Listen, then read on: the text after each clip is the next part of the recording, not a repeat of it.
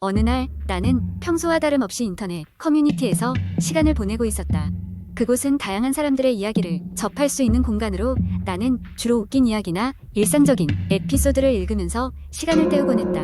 그런데 그날은 우연히도 공포라는 키워드의 게시글이 눈에 띄었다. 나는 호기심에 이끌려 그 게시글을 클릭했다. 게시글은 한밤중에 울리는 전화라는 제목을 달고 있었다. 글쓴이는 어느 늦은 밤 갑작스럽게 전화벨 소리에 잠에서 깨어났다고 했다. 밤중에 전화는 흔치 않은 일이기에 불안한 마음으로 전화를 받았다고 한다. 상대방은 아무런 말도 하지 않았고 그저 깊고 무거운 숨소리만 이수하기 너머로 들려왔다. 깜짝 놀란 글쓴이는 전화를 끊었지만 그 후로도 몇 번이나 같은 시간에 동일한 번호로 전화가 걸려왔다고 했다. 글쓴이는 처음에는 친구의 장난이라고 여겼지만 시간이 지날수록 점점 무서워지기 시작했다. 그래서 어느 날은 전화를 받지 않고 대신 발신자의 번호를 조회하기로 결심했다. 그러나 검색 결과 그 번호는 존재하지 않는 번호라는 메시지만이 화면에 떴다고 한다. 놀랍고 두려운 상황의 글쓴이는 어떻게 해야 할지 몰라 무작정 휴대전화를 꺼버렸다. 하지만 전화는 끄지 않은 다른 집 전화로도 걸려왔다. 그날 밤은 특히나 무서웠다고 한다. 불안한 마음에 창문을 가리고 집안의 모든 불을 켜두고 잠을 청하려 했으나 쉽사리 잠에 들 수 없었다. 설상가상으로 깊은 밤 집안에서 알 수 없는 소리가 들려왔다고 했다. 문득 창문 너머로 시야를 돌렸을 때 거리 한복판에 누군가가 서 있었고 그 사람도 글쓴이를 똑바로 바라보고 있었단다. 그 후로 글쓴이는 매일 밤 반복되는 전화와 불길한 예감에 시달리다 결국 경찰에 신고를 하게 되었다. 경찰은 형식적으로 사건을 접수하고 순찰을 돌겠다고 했지만 글쓴이는 여전히 두려움에 떨 수밖에 없었다. 친구들에게 이야기를 털어놓자 친구들 역시 섬뜩해하며 조심하라고 당부했다. 며칠 후 경찰로부터 연락이 왔다. 그들은 놀랍게도 글쓴이 주변에서 수상한 CCTV 영상을 확보했다고 했다. 영상 속에는 한 남자가 글쓴이의 집 주변을 서성이는 모습이 담겨 있었다. 그 남자는 매일 밤 같은 시간에 나타났다가 사라지곤 했다. 경찰의 조사 끝에 그 남자는 몇 년 전 실종된 한 남자의 신원과 일치하는 것으로 밝혀졌다. 그러나 더욱 놀라운 사실은 그 남자가 실종되기 전 마지막으로 등록된 위치가 글쓴이의 집 주소 근처라는 점이었다. 그 남자는 사실 몇 년 전부터 수상하게 여겨졌던 인물로 실종되기 전에도 비슷한 방식으로 다른 사람들을 괴롭혀왔던 것으로 드러났다. 이로 인해 글쓴이는 경찰의 지속적인 보호하에 지낼 수 있게 되었고 더 이상 그 남자의 전화를 받지 않게 되었다고 한다. 하지만 그 경험은 글쓴이의 마음속에 지울 수 없는 두려움을 남겼고 여전히 밤마다 창밖을 바라볼 때면 그 남자의 모습을 떠올리곤 한다고 한다. 그 이야기를 읽고 나니 나도 모르게 등골이 서늘해졌다. 어쩐지 주변을 한번 둘러보게 되었고 누군가 지켜보고 있는 것만 같은 기분에 사로잡혀버렸다. 인터폰이 울릴 때조차도 조금은 망설여지곤 했다. 언제 다시 그 커뮤니티에 방명록을 남기게 될지는 모르겠지만 그날 이후로 나는 한동안 공포 이야기를 자제하기로 했다. 두 번째 이야기. 몇 해 전 나는 한적한 시골 마을에 위치한 작은 집을 임대하게 되었다. 혼자서 글을 쓰고 싶었던 나는 번잡한 도시를 벗어나 조용한 환경에서 영감을 얻고자 했던 것이다. 집은 오래되고 낡았지만 나름대로 매력적인 곳이었다. 주변에 다른 집이나 건물이라고는 찾아볼 수 없었고 그나마 제법 가까운 도시에 가려면 차로 30분은 달려가야 했다. 첫날 밤부터 나는 그곳에서 묘한 느낌을 받았다. 집은 낮에는 따뜻하고 포근한 느낌이었지만 밤이 되면 이상하리만치 차가운 기운이 감돌았다. 귀신을 믿지는 않았지만 왠지 모를 소름이 돋았다. 그래도 이곳에서 몇 개월은 지내야 했기 때문에 나름대로 안정을 찾고 생활에 나갔다. 하지만 이상한 일은 계속해서 일어났다. 어느 날 밤 침대에 누워 이제 막 잠이 들려는 순간 천장에서 무거운 물체가 떨어지는 듯한 소리가 들렸다. 깜짝 놀라 일어나 불을 켜고 살펴보았지만 아무것도 없었다. 다음날 아침 아래층으로 내려가 보니 누군가 다락방에서 내려왔는지 모래나 먼지 같은 것이 땅에 쌓여 있었다. 하지만 나는 혼자였고 다락방 역시 사람 키로 닿기 힘든 높이에 있었다. 며칠 후 이웃 마을의 작은 식료품 가게에 들렀다가 그곳의 주인 아주머니에게 이 집에 대해 물어보았다. 아주머니는 눈을 크게 뜨더니 조용히 속삭였다.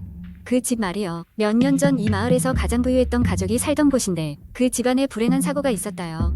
그 후로 아무도 그곳에서 오래 살지 못하더라고. 귀신이 붙었다는 소문도 있고. 그 말을 듣고 나는 등에 소름이 돋았다. 분명 거의 매일 무언가가 내 침실 주변을 러슬렁대는 느낌이 들었기 때문이었다. 소설을 쓰기 위해 온 이곳에서 나는 마치 공포 소설 속 주인공처럼 되어가고 있었다. 그날 밤 이상한 기분에 잠을 이루지 못하고 뒤척이다 깊은 잠에 빠졌다. 그런데 꿈인지 현실인지 모를 혼란스러운 상태에서 나는 헐떡이며 달아나는 꿈을 꿨다. 뒤에서 무언가 나를 쫓아오고 있었고 그 존재가 내 바로 뒤에 있는 것만 같았다. 나는 소리를 지르며 깨어났지만 방은 여전히 어둡고 조용했다. 설상가상으로 다음날 아침에는 창문 외곽에 이상한 손톱 자국이 남아있는 것을 발견했다. 마치 누군가 창문을 열려고 시도한 것처럼 보였다. 겁에 질린 나는 마침내 그 집을 떠나기로 결심했다. 시간이 지나 나의 경험을 차분히 정리해보고자 했지만 도저히 그 집에서의 일을 합리적으로 설명할 수 없었다. 이후로 시간이 흘러도 그 집의 기억은 생생하다. 가끔씩 그 마을에 들릴 때가 있는데 그 집은 여전히 비어있고 아무도 들어가려 하지 않는 것 같았다. 그곳에서의 경험은 나에게 설명할 수 없는 공포가 무엇인지 깨닫게 해준 무서운 기억으로 남아있다. 세 번째 이야기 한국 인터넷에서 종종 회자되는 공포썰 중 하나는 오피스텔 괴담입니다. 몇 년 전 대학을 졸업하고 서울에서 첫 직장을 잡게 된 나는 회사 근처에 오피스텔을 구해 혼자 살게 되었다.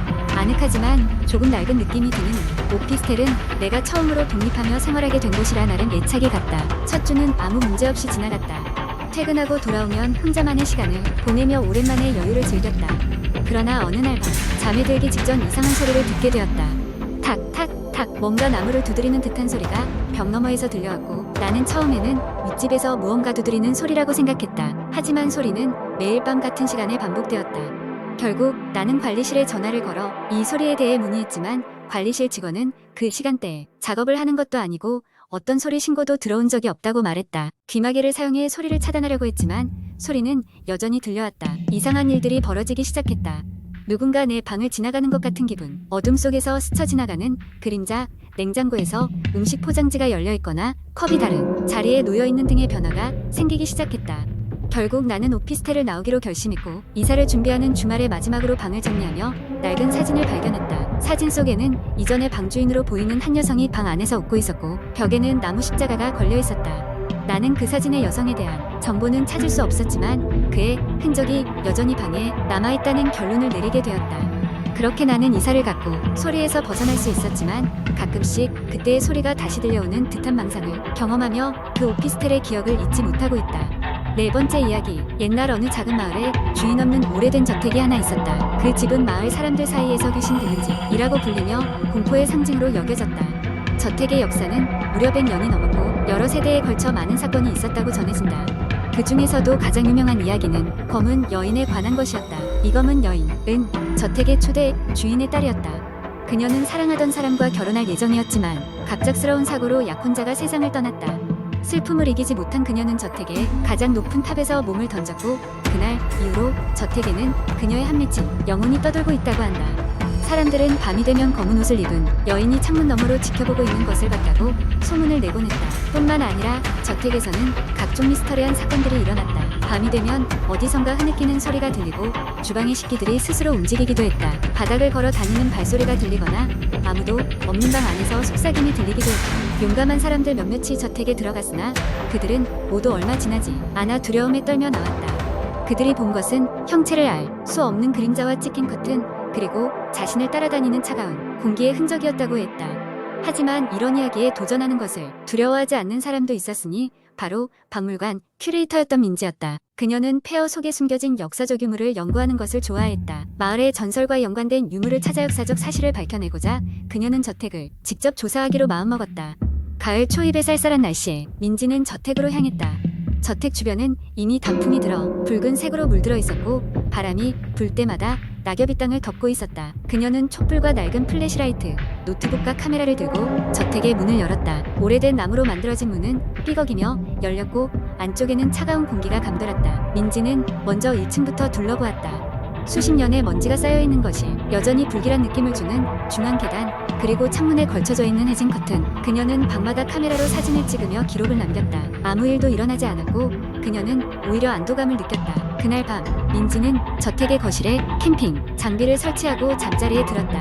한밤중 그녀는 살짝 잠이 깬 상태에서 집안 어딘가에서 흐느끼는 소리를 들었다. 처음에는 바람 소리일 거라 생각했지만 점점 소리가 분명해졌다. 마치 누군가가 슬피 우는 듯한 소리였다.